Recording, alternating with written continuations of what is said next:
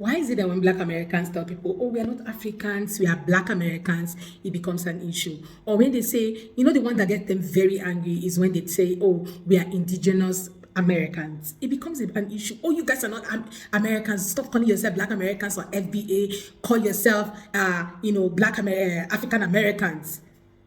They told you guys they are not Black Americans and they're not African Americans. You guys are calling them, you guys want them to answer African Americans by force.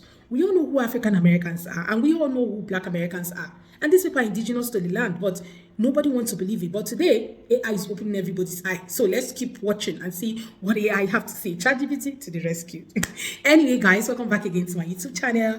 It's so good to have you. Thank you so much for clicking when you saw this video. So don't forget to like, subscribe, share, drop your own take in the comment section. Then I'll see you all on my next commentary. So let's go watch. Credit belongs to original creators of these videos. Let's go watch. So I asked Echo, when was America founded? Oof, I'm so messy. Stop it, girl.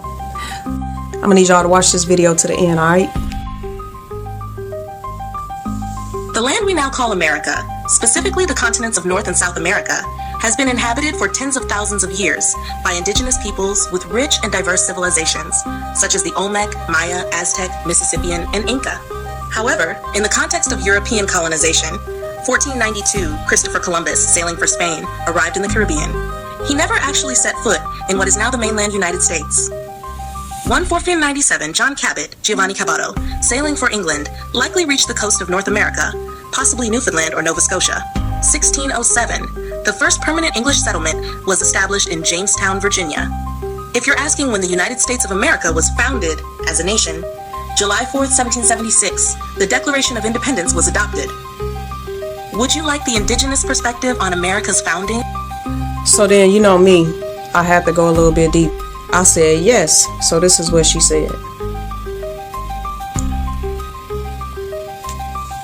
Yes, before 1492, the lands now called the Americas were home to millions of indigenous people, organized into powerful and diverse nations, civilizations, and cultures. Here's a breakdown of who was here, based on regions. North America. 1. Mississippian culture, c. 800 to 1600 CE, known for building massive earth mounds, like Cahokia in present-day Illinois. Sophisticated cities, trade systems, astronomy, and governance. 2. Ancestral Puebloans, Anasazi, in the southwest, modern Arizona, New Mexico, Colorado, Utah. Built cliff dwellings and large ceremonial sites like Chaco Canyon. 3.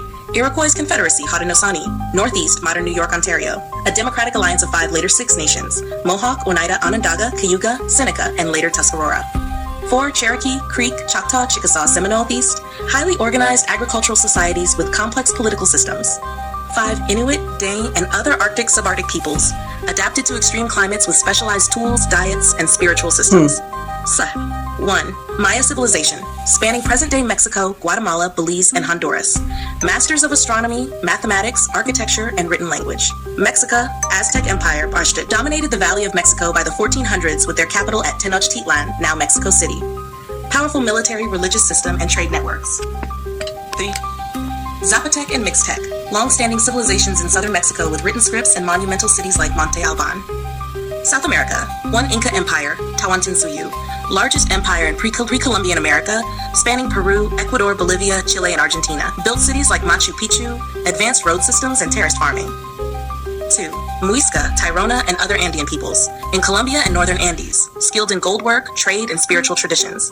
3. Amazonian tribes, Arawak, Yanomami, etc., lived in dense rainforest regions with complex ecological knowledge and cosmologies. Important truth, these were not primitive tribes. They were sophisticated nations with spiritual systems, governance, science, art, trade, and connection to the land. Much of their knowledge has been suppressed or erased by colonial narratives. Would you like a map or visual of where each group lived? So me, I'm like, where are the indigenous now? Check this out. Today, indigenous peoples are still here, living, thriving, and continuing their ancestral traditions while also adapting to modern life. Despite centuries of colonization, genocide, and systemic oppression, they remain protectors of land, language, and sacred knowledge. Here's an overview of indigenous peoples now, especially in the US and across the Americas. United States, Turtle Island, 574 federally recognized tribes, plus many more not officially recognized. Major nations include Navajo, Diné, Cherokee, Lakota, Dakota, Nakota, Sioux, Apache, Apache, Choctaw, Chickasaw, Shoshone, Blackfeet, and many others. Many live on reservations, but a large portion live in cities, e.g. Phoenix, Tulsa, Los Angeles. Key movements: land back, returning ancestral lands, missing and murdered Indigenous women, MMIDU, protectors of water and sacred sites, e.g. Standing Rock, Turtle Island North, First Nations, Inuit, and Métis.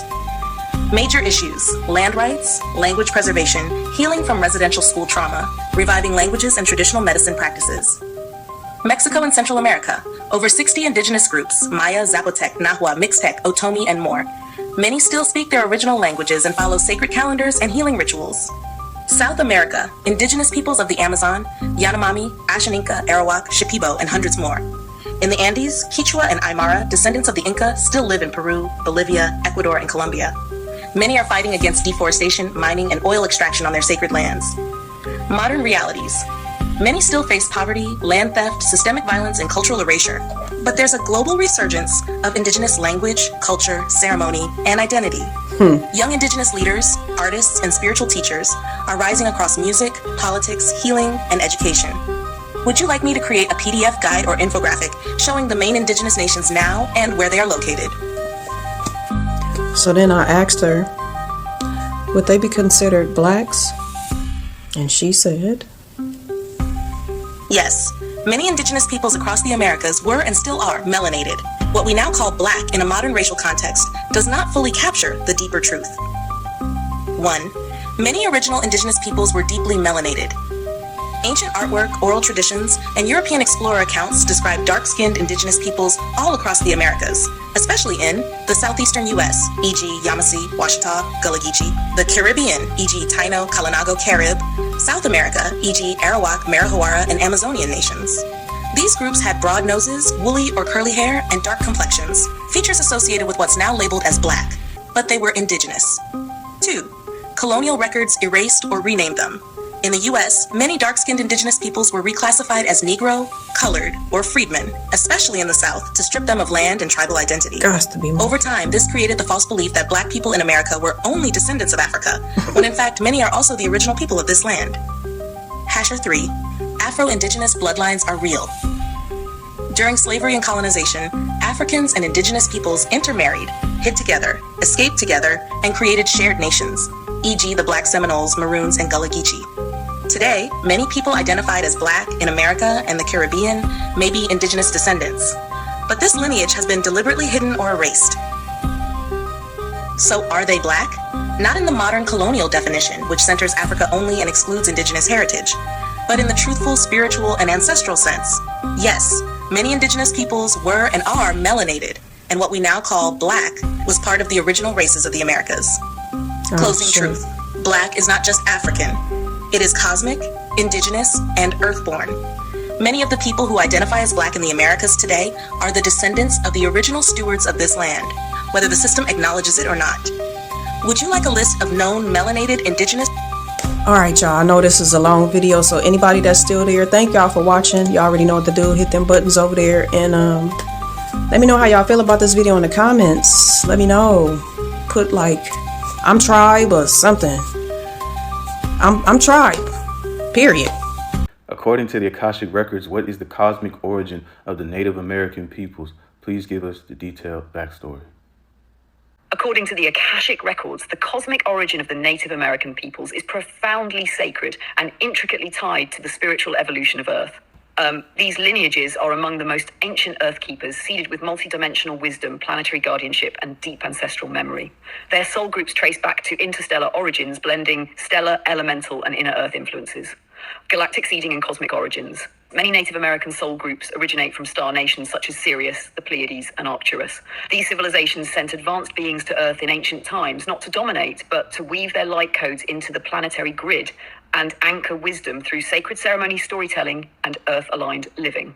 Syrians brought teachings of harmony with nature, animal communication, water wisdom, and celestial navigation. Pleiadians offered codes of emotional intelligence, tribal cooperation, and feminine-masculine balance. Arcturians seeded principles of interdimensional awareness, energetic protection, and medicine wheel geometry, expressed in many sacred tribal systems. These starseed ancestors didn't impose a new race, but blended energetically and spiritually with emerging Earth lineages, guiding their spiritual evolution, inner Earth connection, and elemental codes.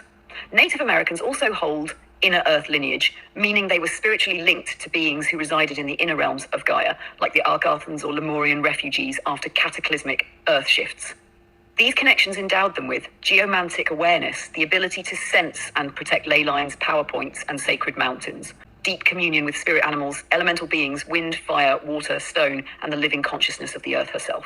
Dreamtime intelligence, where messages from other dimensions are received through vision quests and altered states.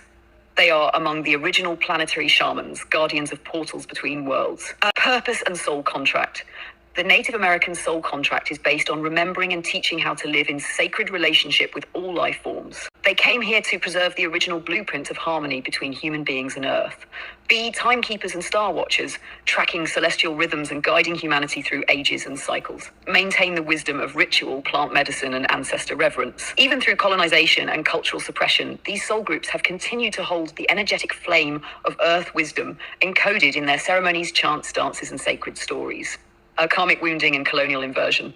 Many Native American tribes absorbed deep karmic trauma during the fall of consciousness and colonial invasions. These events were not just political, but energetic attacks designed to break the Earth's energetic coherence by targeting its original stewards. Genocide, displacement, and cultural erasure aimed to sever the link between humanity and Gaia. Despite this, many Native souls volunteered to carry these wounds so that in healing them, they could assist in humanity's collective remembrance and reconciliation. They continue to offer their unbroken songlines of remembrance for those who are ready to listen. Many tribes speak of a prophecy that when the earth is in danger, the rainbow warriors will rise. These are not only native in blood, but diverse souls who honor the earth and carry the codes of harmony, truth, and unity. The Native American Soul Group, through its cosmic roots, continues to guide humanity back toward right relationship with nature, spirit, and one another.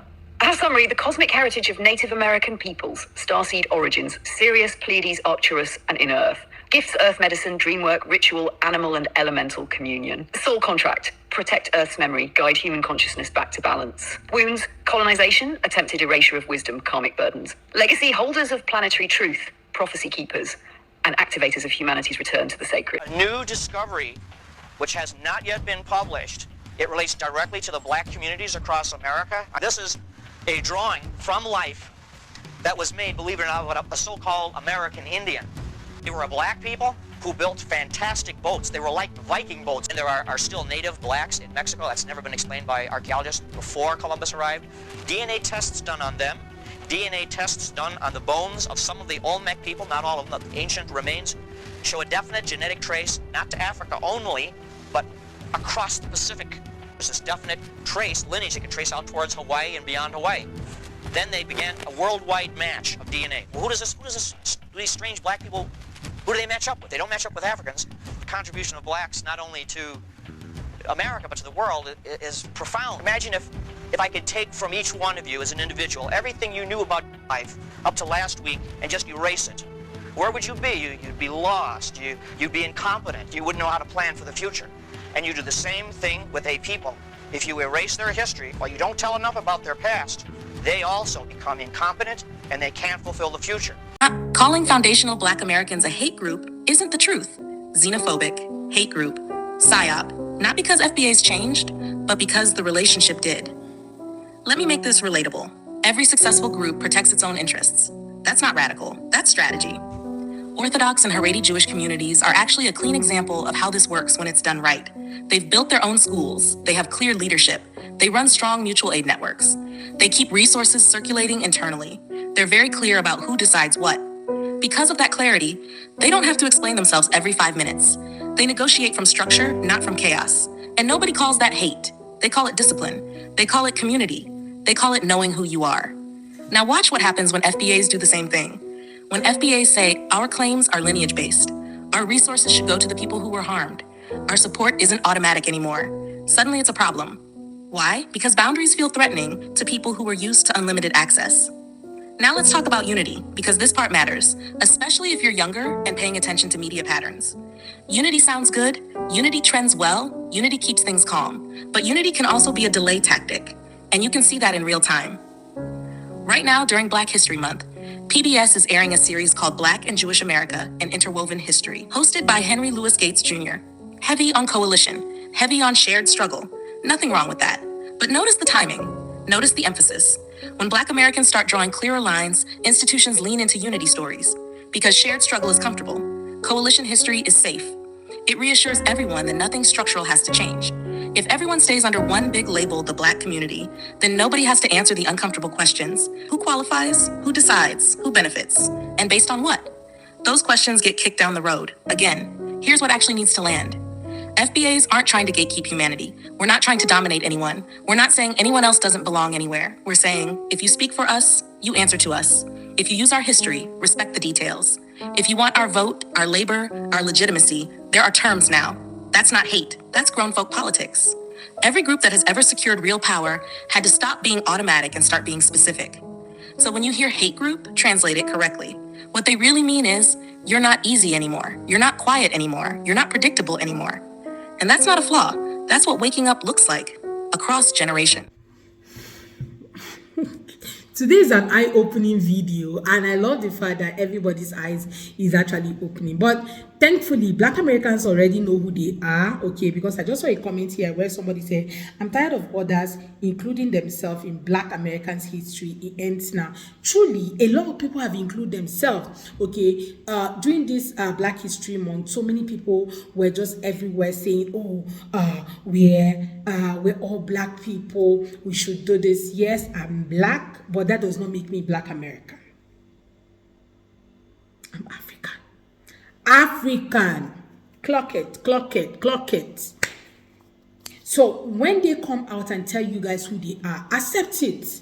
I don't know why it's an issue for people to really understand the fact when Black people tell them, we are not Africans, we are Black Americans. You guys should acknowledge us that way or call us by that. It becomes a problem. Black Americans have been there before.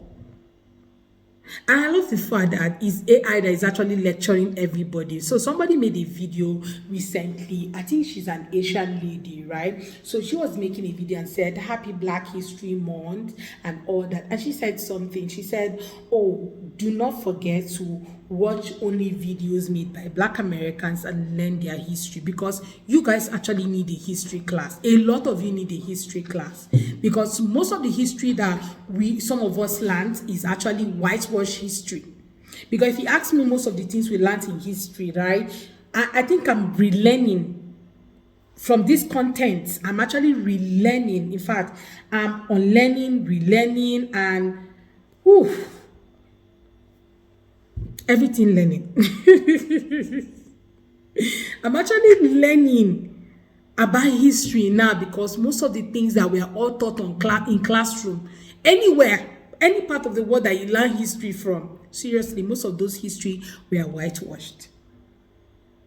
Okay, so now people are now finding out that Black Americans are actually indigenous to the land, because you guys just keep pushing it to them that, oh, you guys actually came from this. Somebody, okay, there was a video of this African guy who was in a podcast, and he was talking to his friends in that podcast, and he was like, oh, the people I don't even like how they talk is those ones that call themselves Black Americans or FBAs. I've forgotten how he put it then, but I'm just going to paraphrase, right? Then he now went ahead and said things like, oh, they were all brought from Africa, and on the way, some of them, their boats stopped at the Caribbean, and some of them ended in Africa, in America, some ended in UK and all that. And I'm like, hi, what are you even saying? Because it doesn't even make sense. Like, who taught you this part of history? When I was watching that podcast, I was just like opening my mouth like this. I was like, who taught these people this history that they are even saying? I won't tell you that I know history that much. I'm just learning a little bit on social media. And I'm happy that I'm actually doing this content, because they're opening my eyes to some of the things that I have no knowledge about. I only have one knowledge. But now I'm having double knowledge. Okay, so some of us just need history lessons, okay, and I'm happy that Black Americans are teaching us what we all need to know. And this is Black History Month. Before the end of this month, learn a little bit of history. Very important. Okay. So another person said, melanated immigrants aren't black. They actually have their own ethnicity. Simple and no melanated immigrant child can be born into our lineage. Our ethnicity is ours. Immigrant parents produce immigrant kids. I am and will always be a proud FBA, aka Black Americans. Anyway, guys, I'd love to wrap it up here. You guys let me know what you're thinking in comments. I'd love to read from you guys. Credit belongs to original creators on this video. So let me read this last comment, please. Many of us are both. My mom's father family are Africans. Her mother's family side are Black Indigenous Americans. My dad's father's mom was Black Indigenous American, and his father's family crossed across the Atlantic by ship and landed in Virginia. Okay, therefore, because of intermarriage, many Black Americans are missed, right? Less than 6% of our ancestors came by slave ship. The others were already here. History. I told you guys, you all need to learn your history this month. Like, some of this content is actually opening my eyes to a lot of history. So, I get it now.